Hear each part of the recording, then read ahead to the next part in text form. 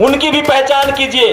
कौन लोग हैं जो धर्म के नाम पर गोलबंद है, कौन लोग हैं जो धर्म के नाम पर राजनीति करते हैं। और उनकी भी पहचान कीजिए जो कौन लोग हैं जो इस देश में जातिवाद बनाए हुए हैं और जो जाति की मलाई खा रहे हैं और उस पर बात भी नहीं करते हैं। आप लोग तय कीजिए, इस देश में सबसे बड़ी समस्या जातिवाद की समस्या है जो 2000 सालों से चली आ रही है। 1920 के आसपास इस देश में धार्मिक सांप्रदायिकरण का खेल शुरू हुआ है। वो भी उन्हीं लोगों ने खेल शुरू किया जो लोग जाति के नाम पर मजे मार रहे थे। मुगलों के दरबार में कौन था दरबारी और कौन था राजा, उसकी जाति पता कीजिए। अंग्रेजों के दरबार में कौन था दरबारी, कौन अंग्रेजों को कह रहा था कि हम विदेश से आए हैं, कौन किताब लिख रहा था, उसका धर्म भी देखिए और जाति भी देखिए। आप देख रहे हैं सम्यक इंडिया टीवी। ये देश 2000 सालों से जातियों में बटा हुआ देश है। कोई ऐसी कम्युनिटी नहीं है जहां जाति नहीं है, लेकिन उस कम्युनिटी के जो जातिवादी लोग हैं वो इतने शातिर हैं, इतने होशियार हैं कि उन्होंने अपने ही समाज के लोगों को धर्म के आडंबर में घेर रखा है। और कोई ऐसा कम्युनिटी नहीं है, कोई ऐसा समाज नहीं है जिसका ऊपरी वाला तबका जो है वो नीचे वाले तबके का शोषण नहीं कर रहा है। तो मुझे लगता है कि मैंने जो निष्कर्ष निकाला है कि इस दौर में 2000 सालों का भारत में जाति का इतिहास है और पिछले 120 सालों से धर्म के आधार पर दंगे चल रहे हैं। अब आप लोगों को तय करना है कि इस देश की जो सबसे बड़ी बीमारी है वो जातिवाद की बीमारी है या सांप्रदायिकता की बीमारी है। आज के समय में दोनों बीमारी बहुत जरूरी है, सांप्रदायिकता भी है और जातिवाद भी है।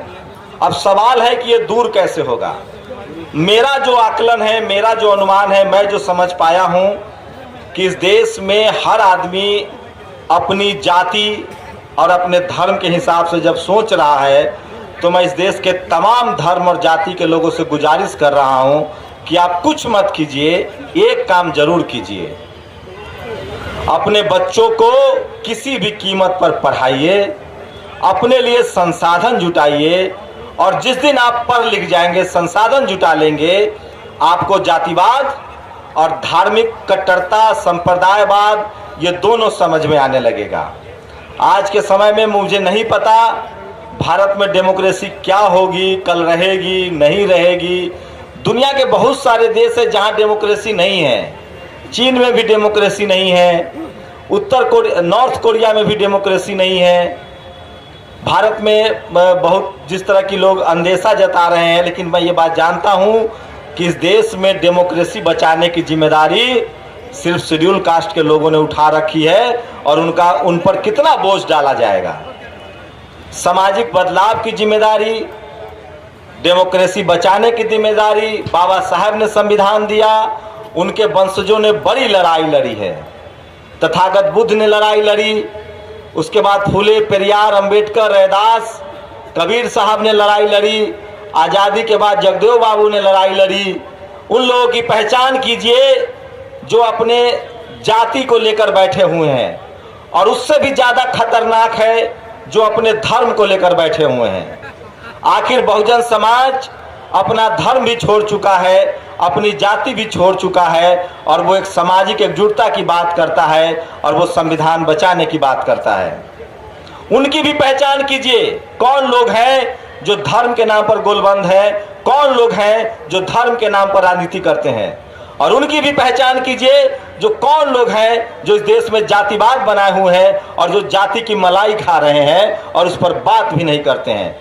आप लोग तय कीजिए, इस देश में सबसे बड़ी समस्या जातिवाद की समस्या है जो 2000 सालों से चली आ रही है। 1920 के आसपास इस देश में धार्मिक सांप्रदायिकरण का खेल शुरू हुआ है। वो भी उन्हीं लोगों ने खेल शुरू किया जो लोग जाति के नाम पर मजे मार रहे थे। मुगलों के दरबार में कौन था दरबारी और कौन था राजा, उसकी जाति पता कीजिए। अंग्रेजों के दरबार में कौन था दरबारी, कौन अंग्रेजों को कह रहा था कि हम विदेश से आए हैं, कौन किताब लिख रहा था, उसका धर्म भी देखिए और जाति भी देखिए।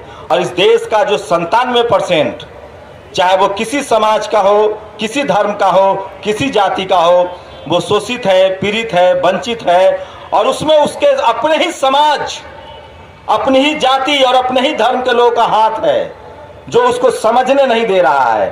तो ये समझ में आएगा कैसे? इसका एक ही रास्ता है, फूले, पेरियार, अंबेडकर, जगदेव प्रसाद, मानवर कांसी राम साहब, इन तमाम महापुरुष जिन्होंने उतनी ही किताबें लिखी, चाहे गुरु गोविंद सिंह हो, जिन्होंने किताबें लिखी हैं, जिन्होंने इस देश में नो रेस नो कास्ट, उन लोगों की पहचान कीजिए। वो कौन लोग हैं जिन्होंने जाति और धर्म के नाम पर राजनीति नहीं की है? उन लोगों को अपना आइकॉन बनाइए, और जब आप इसकी पहचान करेंगे तब आपको लगेगा कि इसकी पहचान बिना पढ़े लिखे नहीं होगा। तो मैं आप सब लोगों से गुजारिश करता हूं कि राजनीति बदले न बदले, जाति धर्म की लड़ाई खत्म हो न हो, पता नहीं लोकतंत्र रहेगा कि नहीं रहेगा, संविधान बचेगा कि नहीं बचेगा। एक काम हम लोग कर सकते हैं इंडिविजुअल, अपने बच्चों को पढ़ाइए, अपने बच्चों का पेट काट कर पढ़ाइए, उनके भविष्य के लिए सोचिए, संभव हो तो दुनिया के किसी देश में भेजिए, लेकिन उनको पढ़ाइए और किसी बहकावे में मत आइए। न जाति के बहकावे में आइए, न धर्म के बहकावे में आइए। ये इतिहास गवाह है कि जिन लोगों ने एजुकेशन, व्यापार का रास्ता अपनाया है, वही जीवन में खुशहाल है, और वही पॉलिटिकल पार्टी में सफल हो रहे हैं, वही धार्मिक रूप से भी उनको सम्मान मिल रहा है। तो एक लक्ष्य तय करे, और खासकर बहुजन समाज के लोग ही गरीब हैं, SC ST OBC के लोग गरीब हैं, वो किसी भी कीमत पर। अब एक बात गौर कर लीजिए, इस देश में कोई भी कम्युनिटी हो, कोई भी धर्म हो, SC ST OBC उसमें है। क्रिश्चियन में भी शेड्यूल ट्राइब है, मुसलमान में भी OBC है। मुसलमान में OBC कह रहा हूं, ध्यान से सुनिए जो सुनना चाहते हैं। SC ST OBC कह रहा हूं मैं, चाहे वो सिख समाज हो, वहां भी OBC है, SC है, मुसलमान हो वहां भी OBC है, और हिंदू हो वहां भी SC ST OBC है। मैं इन लोगों से, खासकर SC ST OBC के लोगों से कहता हूं कि जाति और धर्म के इस जाल से निकलिए, अपने बच्चों को पढ़ाइए, और जब आप पढ़ाएंगे तो आपको पता चलेगा कि जो आपको धर्म की चाशनी में डुबो रहा है वही आपका शोषक तो नहीं है। और इसको समझने के लिए आपको पढ़ना लिखना पड़ेगा। इसलिए संत गाडगे जी ने कहा है कि पेट काट कर, कम खाकर, किसी भी कीमत पर और कहीं मत पैसा दो, अपने बच्चों को पढ़ाओ लिखाओ, उसी में आपका मुक्ति का मार्ग है। शुक्रिया।